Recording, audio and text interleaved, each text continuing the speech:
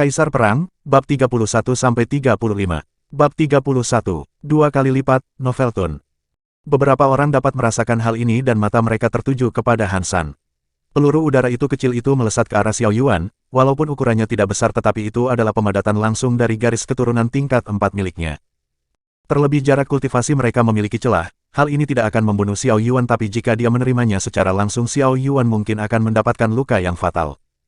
Melihat peluru udara yang bergerak ke arahnya Xiao Yuan menunjukkan senyum yang nakal, matanya terlihat sangat tajam dan aliran petir emas bergerak seperti akar. Peluru udara dan petir emas saling bertabrakan dan menciptakan ledakan kecil. Semua orang bergegas melihatnya dan beberapa orang tidak mengerti apapun tentang hal ini. Xiao Yuan tersenyum dan mengepalkan tinjunya ke arah Han San dengan hormat. Melihat hal ini Han San mengangguk dan paham dengan artinya. Lei Yunting dan yang lainnya melihat ke arah Xiao Yuan. Sudah lama sejak terakhir mereka bertemu dan kecepatan dalam kultivasinya sangat luar biasa. Han San perlahan terbang ke arah Xiao Yuan dan berdiri di udara. Kau memiliki kelayakan. Juniorku berkata kalau kau sangat hebat, bagaimana jika kita beradu beberapa pukulan? Hahaha, Han San, kau adalah jenius pertama dari Sekte Poison, apakah kau sedang menunjukkan taringmu pada orang lemah sepertinya?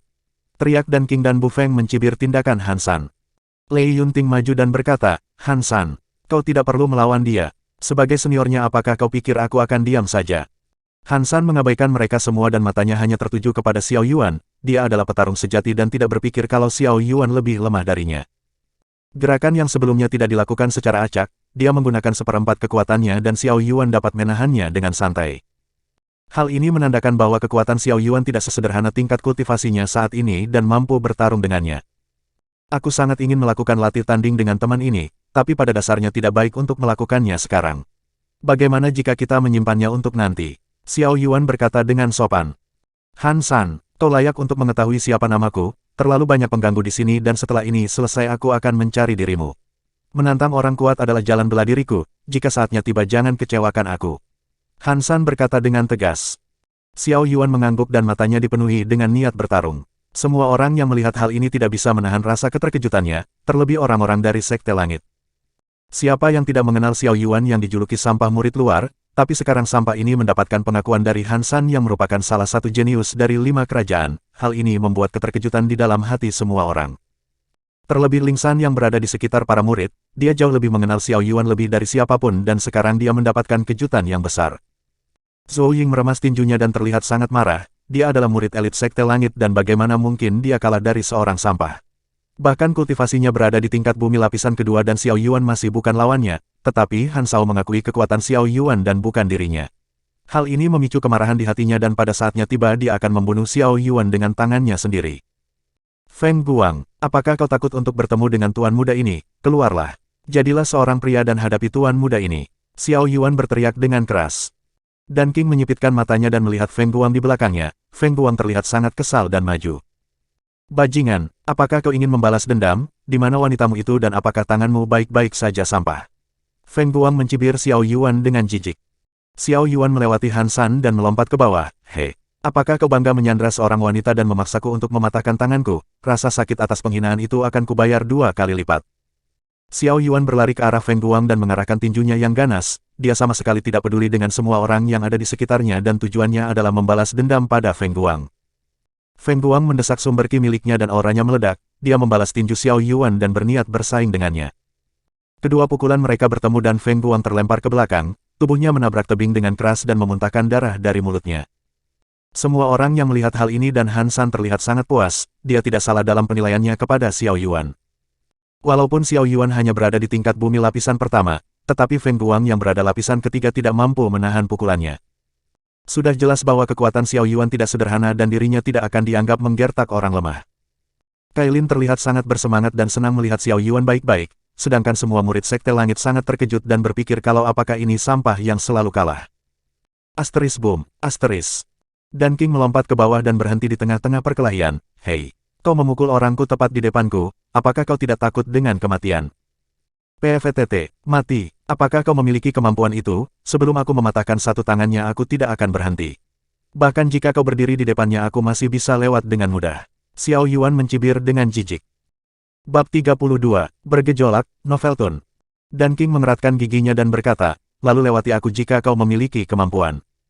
Xiao Yuan berjalan dengan santai dan aliran petir emas muncul di tubuhnya. Petir emas merangsang kecepatan Xiao Yuan dan dalam sekejap mata Xiao Yuan melewati Dan King dengan santai.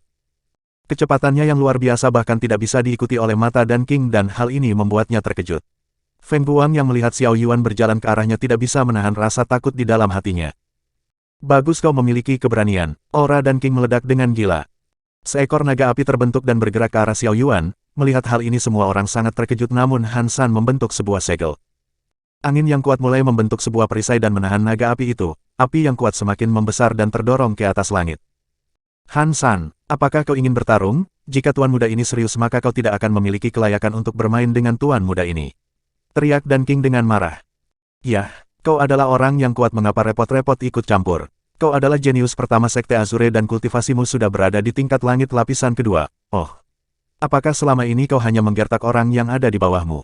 Ya, aku paham karena itu sangat cocok dengan karaktermu. Han San mengembalikan semua hinaan Dan King kepadanya. Bajingan, kalian berdua akan mati saat ini. Dan King berteriak dengan marah dan aura membunuh meledak dari tubuhnya. Hei, apakah kalian tidak melihat tuan muda ini, terutama kau Dan King? Kita sudah bersaing untuk waktu yang lama. Apakah kau ingin menurunkan dirimu ke tingkat mereka? Jika kau sangat ingin bertarung mengapa kita tidak memulainya sekarang dan mari buktikan siapa jenius pertama di 5 kerajaan. Bu Feng berkata dengan dingin. Mata Dan King dan Bu Feng saling bertemu dengan niat bertarung yang kuat. Lei Yunting masih tetap tenang dan memperhatikan keadaan di sekitarnya. Dia tidak menyangka kalau Xiao Yuan akan memicu ketenangan ini menjadi pertarungan. Xiao Yuan berjalan terus ke arah Feng Guang dan ketika Feng Guang berniat untuk berdiri, Xiao Yuan sudah berada tepat di depannya. Tinju yang keras menghantam wajahnya dan membuat Feng Guang meringkuk di tanah. Tangan kiri Feng Guang diinjak oleh Xiao Yuan dan dengan dingin berkata, aku selalu membalas mereka yang berani menyinggungku, kau juga harus merasakan bagaimana penderitaan yang aku alami ketika harus mematahkan tanganku sendiri. Asteris krak, asteris. Suara tulang yang retak mulai terdengar dan Feng Guang berteriak dengan keras, Xiao Yuan menginjak tangannya dan menekannya dengan keras. Tangan kiri Feng Guang patah dan matanya mulai mengeluarkan air dengan rintihan yang menyedihkan. Xiao Yuan mengambil cincin ruang Feng Guang dan mengambil kembali buah lilin api. Dia memasukkannya ke dalam cincin ruang miliknya dan melompat ke atas tebing. Bu Feng tidak bisa menahan senyumnya dan berkata, orang yang berani. Tetapi menjadi berani tidaklah cukup, kau sudah memancing kemarahan singa. Apakah kau siap untuk menanggung kemarahannya? Xiao Yuan melihat ke arah Dan King dan tersenyum, itu tergantung apakah singa itu memiliki taring yang tajam atau tidak. Bu Feng tertawa dengan keras, hahaha, kau lucu dan aku menyukainya. Terima kasih tetapi aku tidak menyukai seorang pria, aku hanya tertarik dengan wanita cantik. Xiao Yuan melirik ke arah Lei Yunting dan mengedipkan matanya.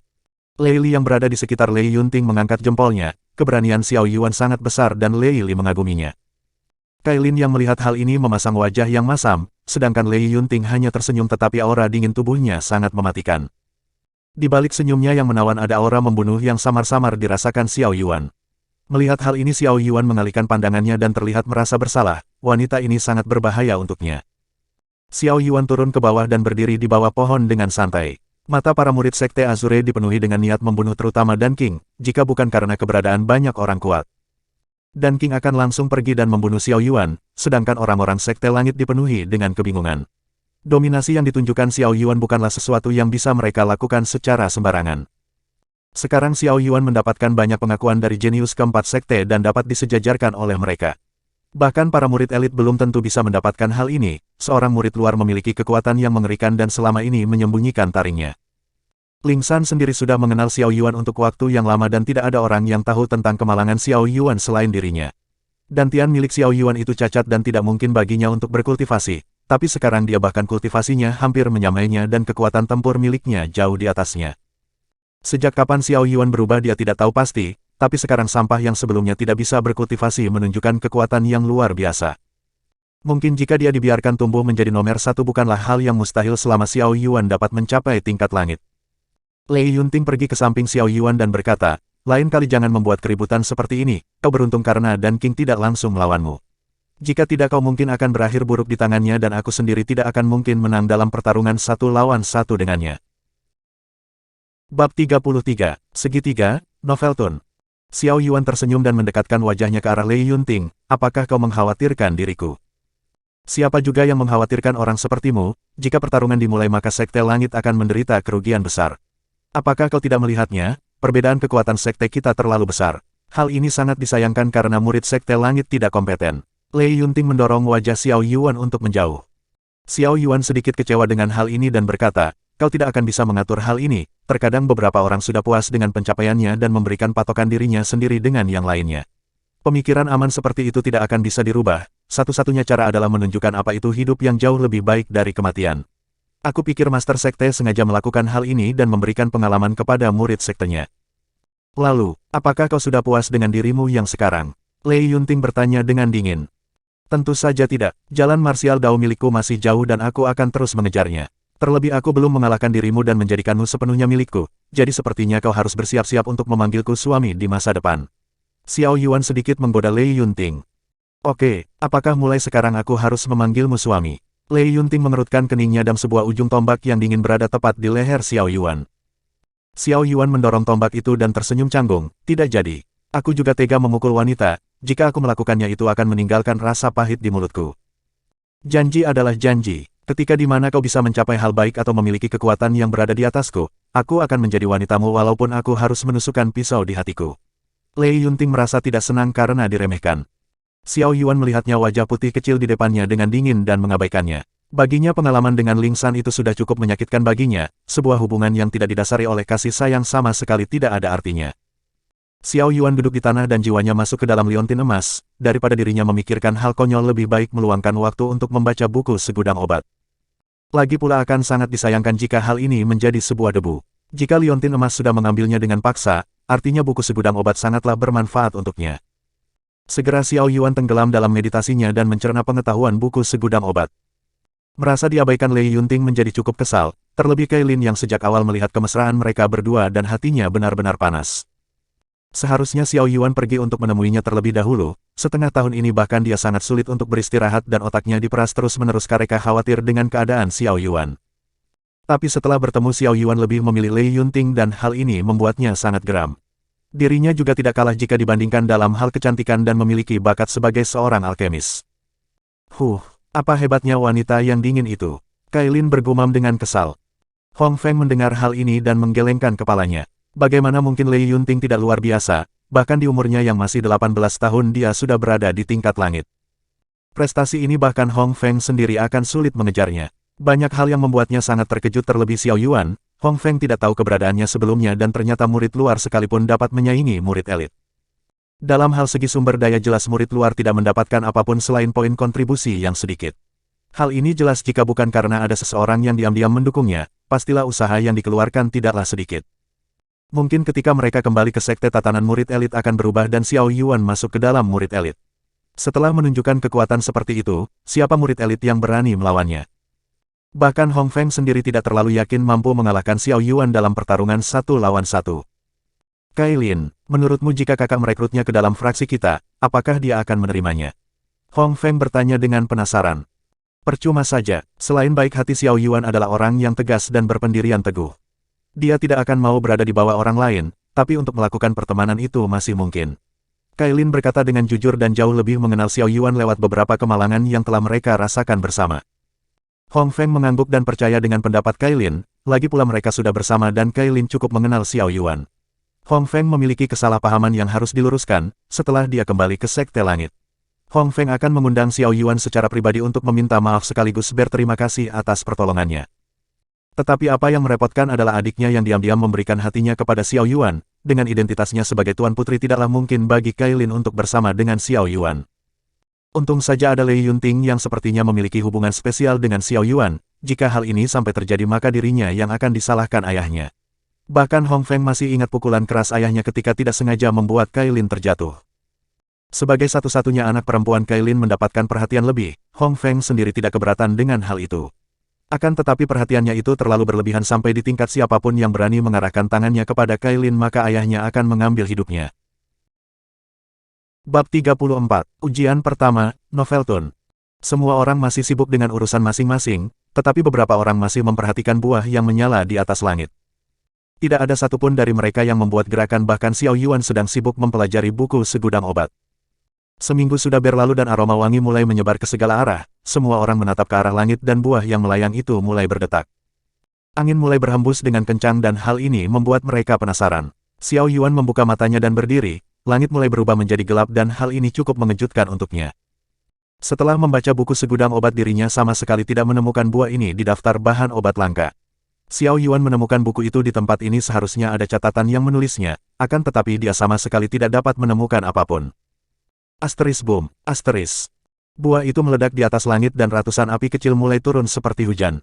Api kecil itu perlahan berhenti di depan mereka semua dan kebingungan mulai melanda semua orang. Asteris swoosh, asteris. Aura di sekitar tempat itu menjadi lebih padat dan sebuah jiwa muncul di atas langit. Wajahnya tampak buram dan jiwa itu memandang semua orang dengan dingin. Cih, menyedihkan. Jiwa itu melihat ke arah semua orang dan terlihat sangat sedih. Kebanyakan kekuatan orang yang masuk ke sini tidak sesuai dengan ekspektasinya dan hal ini membuatnya sangat tidak puas. Xiao Yuan melihat hal ini dan mengerutkan keningnya, kesadaran ilahi miliknya mulai menyebar dan bermaksud untuk memeriksa jiwa yang tiba-tiba muncul. Hei, ini menarik. Kekuatan jiwa yang kuat meledak dan mendorong kesadaran ilahi Xiao Yuan. Xiao Yuan merasakan sakit di kepalanya dan memuntahkan seteguk darah. Lei Yunting yang melihat hal ini mencoba untuk membantunya untuk bangun, tetapi Xiao Yuan menolaknya. Matanya melihat ke arah jiwa itu dan ketegasan terpancar sangat jelas. Pihak lain sedang memberikannya sedikit pelajaran karena diam-diam menyelidikinya. Namun Xiao Yuan sama sekali tidak takut dengan jiwa itu, walaupun kekuatannya tidak dapat dia ukur tapi Xiao Yuan sama sekali tidak peduli. Bocah, menjadi sedikit percaya diri itu tidak masalah, tapi aku sarankan untuk tetap berhati-hati. Melawan orang yang sama sekali tidak bisa kau lawan bukanlah sebuah keberanian namun kebodohan. Jiwa itu mengirim pesan lewat kesadaran ilahi kepada Xiao Yuan. Xiao Yuan mendengar nasihatnya dan memberi hormat. Lei Yunting yang melihat hal ini menjadi bingung dan berkata, kenapa kau memberi hormat? Tidak ada, hanya ingin saja. Xiao Yuan dengan dingin berkata, senior itu sangat kuat dan layak mendapatkan rasa hormat, apakah ada yang salah dengan hal itu? Lei Yunting terlihat bingung dan tidak dapat memahami perkataan Xiao Yuan. Jiwa itu terlihat cukup puas dan sepertinya dia menemukan orang yang kompeten. Aura yang agung menyebar ke segala arah seperti badai besar, tetapi api di depan mereka sama sekali tidak padam ataupun menyusut. Merasakan aura yang sangat kuat semua orang merubah wajah mereka dan terlihat sangat pucat ketakutan. Kalian memiliki masing-masing api di depan kalian, selama setengah hari kalian harus menjaganya untuk tetap stabil. Mereka yang dapat melewati ujian ini akan lolos ke ujian selanjutnya. Jiwa itu mengatakan semuanya dan menghilang. Semua orang terlihat bingung dan ujian macam apa yang mereka lalui kali ini. Xiao Yuan mengambil api di depannya dan menempatkannya di atas tangannya. Api itu perlahan membesar dan menjadi semakin kuat. Melihat hal ini Xiao Yuan segera menggunakan kekuatan jiwanya untuk mengontrol kekuatan api di tangannya. Perlahan nyala api di tangannya mulai stabil dan hal ini cukup mudah baginya. Bahkan ujian ini sangat bermanfaat dalam melatih kontrol dalam kekuatan dirinya. Kailin segera mengambilnya dan melakukannya dengan baik. Hal ini hampir mirip dengan cara pemurnian pil roh dan sangat mudah baginya untuk lolos. Semua orang menggunakan sumber ki milik mereka untuk menahan api di tangan mereka. Hal ini cukup melelahkan bagi mereka mengingat semakin bertambahnya waktu maka tekanan api yang dikeluarkan akan semakin kuat. Jadi mereka harus mengerahkan tenaga jauh lebih banyak. Tetapi bagi mereka yang sudah mengetahui caranya, hal ini akan menjadi jauh lebih mudah. Xiao Yuan memiliki kekuatan jiwa yang sangat kuat dan menggunakan laut kesadarannya untuk membantunya menekan api ini sangatlah mudah untuknya. Sedangkan Kailin adalah seorang alkemis dan sudah biasa melakukan hal ini. Bedanya adalah kali ini dia hanya perlu mengontrol api tanpa ada sesuatu yang dimurnikan. Hal ini hampir mirip dengan alkimia dan walaupun melelahkan tapi hal ini merupakan sesuatu yang biasa baginya. Tempat itu berubah menjadi sangat sunyi dan semua orang sedang berkonsentrasi penuh dalam mengontrol api di tangan mereka. Asteris swoosh, asteris. Tiba-tiba beberapa orang mulai tidak kuat dan api di tangan mereka mulai membesar. Teriakan menyedihkan terdengar keras dan api itu membakar tubuh mereka menjadi debu. Semua orang menyipitkan matanya dan wajah mereka terlihat ngeri. Ujian ini tidak sesederhana kelihatannya, tapi jika mereka melakukan sedikit kesalahan dan gagal, maka kegagalan ini akan berujung pada kematian, dengan kata lain berhasil maka tetap hidup dan gagal akan mati. Ujian ini sangat mengerikan, bahkan orang yang gagal sekalipun akan mati, sebenarnya apa yang ingin senior itu lakukan? Xiao Yuan bergumam dengan pelan dan api di tangannya sangat stabil.